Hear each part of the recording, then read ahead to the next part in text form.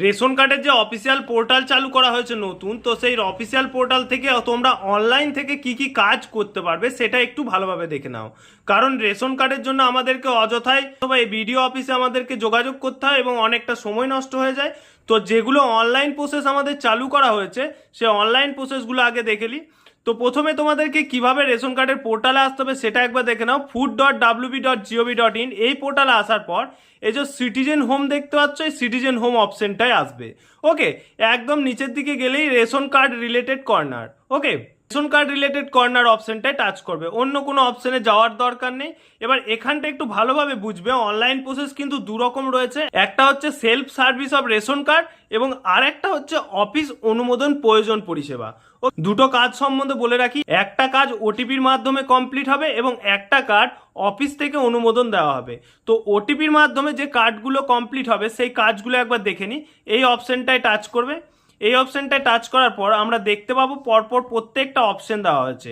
Ration card সমর্পণ, next হচ্ছে পরিবার বিভাজন, তারপর হচ্ছে রেশন কার্ড সক্রিয় করতে আধার কার্ড যুক্ত করা, তারপর কার্ড স্যারেন্ডার, এরপর আপডেট, তারপর change your FPS, March family, update mobile number এবং ডিলিং মোবাইল নাম্বার। এবার সকলকে বলে রাখি, এখানে তোমরা পরিবার বিভাজন করতে পারবে, রেশন কার্ডকে আধার কার্ডের সঙ্গে সংযুক্ত করতে পারবে।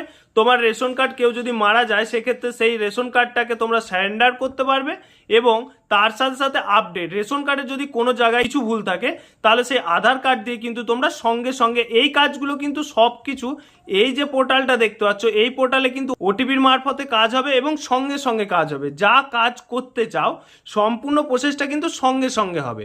ওকে, এবং তার সাথে সাথে চেঞ্জ ইওর এফপিএস অর্থাৎ রেশন ডিলার চেঞ্জ করতে চাও সেটাও তোমরা এখান থেকে আবেদন করতে পারবে এবং তার সাথে সাথে মার্চ ফ্যামিলি অর্থাৎ পরিবার যদি আলাদা থাকে সেই রেশন কার্ডের ফ্যামিলিটাকে একসাথে করার জন্যও কিন্তু তোমরা এখান থেকেই আবেদন করতে পারবে।